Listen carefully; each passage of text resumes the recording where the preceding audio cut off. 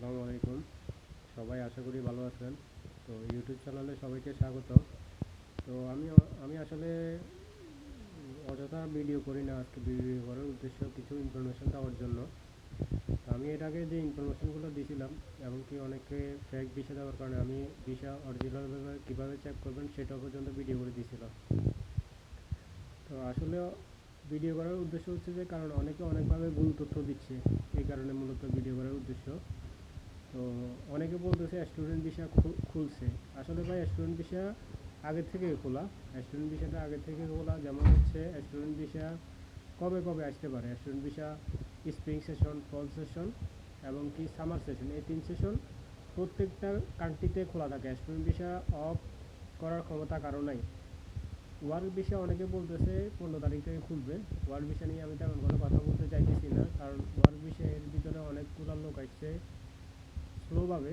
অনেক মানে স্লো যেসব কোম্পানির লোক লাগতেছে সেসব কোম্পানির মাধ্যমে আসছে, আসতেছে। কিন্তু অনেকে নতুনভাবে নতুন কথা বলে, যে বলে স্টুডেন্ট ভিসা খুলতেছে, স্টুডেন্ট ভিসা খুলে দিছে, ওয়ার্ক ভিসাও খুলে দিবে। তো স্টুডেন্ট ভিসা ভাই খুলে দিছে কে বলছে আপনাকে? স্টুডেন্ট ভিসা আপনি না জানলে ওই বিষয়ে মানুষকে তথ্য দিয়ে বিভ্রান্ত করার কোনো দরকার নেই।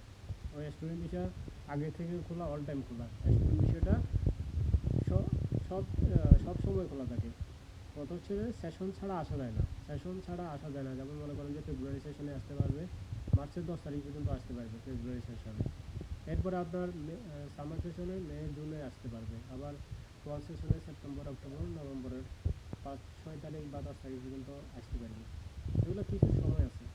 কিন্তু মেন কথা হচ্ছে যে ইনফরমেশন না দেওয়াটাই বেটার। আমার কথা হচ্ছে আমি যে জিনিসটা জানি না সেই জিনিসের বিষয়ে কথা না বললে হয়, কিন্তু না জানি উল্টাপাল্টা ইনফরমেশন দিয়ে মানুষকে বিভ্রান্ত করার কোনো প্রয়োজন নেই, আমি যেটা মনে করি আর কি। তো যারা আমাকে ওয়ার্ক ইনফরমেশনের জন্য আসলে বলতেছেন, সেটাও আমি বলতেছি। যেহেতু 15 তারিখ পর্যন্ত সবাই বলতেছে 15 তারিখের পরে বিষয় অফেন্স হবে বা এতদিন অফ ছিল, তাদের কথাই মেনে নিলাম। তাহলে কিছুদিন ওয়েট করেন, তাহলে বুঝতে পারবেন আসলে বিষয় কি অফেন্স হইতেছে না এভেলেবল বিষয় হচ্ছে কিনা, সেটা তখন বুঝতে পারবেন। তো মেন কথা হচ্ছে যে আপনারা এটা মনে রাখবেন, কারণ এখন আবার ফেক ভিসা হওয়ার সম্ভাবনা বেশি এবং অনেকে ফেক কপি দিতে পারে, যেটা বললাম। যেমন গতকাল একটা কপি দিয়েছে, সেটা সবাই অরিজিনাল বলতেছে, সেটাও ফেক, আমি কিন্তু বলে দিছি। এখন আপনারা বিভ্রান্ত হয়ে লেনদেন করবেন না, কারণ আগে বিষয়টা চেক করবেন, তারপরে যাই লেনদেন করবেন। তো সবাই ভালো থাকবেন। আশা করি মানে এটা তথ্যটা সবার জন্য, যারা আপনার তথ্য দেয়। মানে মেন কথা হচ্ছে যারা তথ্য দেয়, যেমন ব্লগার আছে, ইউটিউবার আছে, অনেকে তথ্য দেয়, তাদের তথ্যের মধ্যে ভুল থাকে।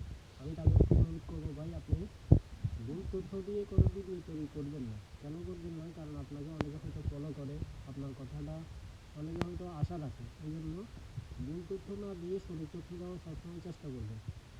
কারণ ভুল তথ্যের কারণে পরবর্তীতে মানুষ আপনাকে সাময়িকভাবে ভালো জানলেও পরবর্তীতে কিন্তু আপনাকে ভুল বুঝবে। সুতরাং সবার প্রতি অনুরোধ, যারা ভিডিও বানান এবং কি ভিডিও তৈরি করেন, ব্লগার হন, ইউটিউবার হন, যে হন, তবে সবসময় সঠিক তথ্য দেওয়ার চেষ্টা করবেন। উল্টাপাল্টা তথ্য দিয়ে মানুষকে বিভ্রান্ত করার চেষ্টা করিয়েন না। আর সবাই ভালো থাকবেন, সবাই সুস্থ থাকেন, এই দোয়া করি। আল্লাহ হাফেজ, সবাই ভালো থাকবেন। আসসালামু আলাইকুম।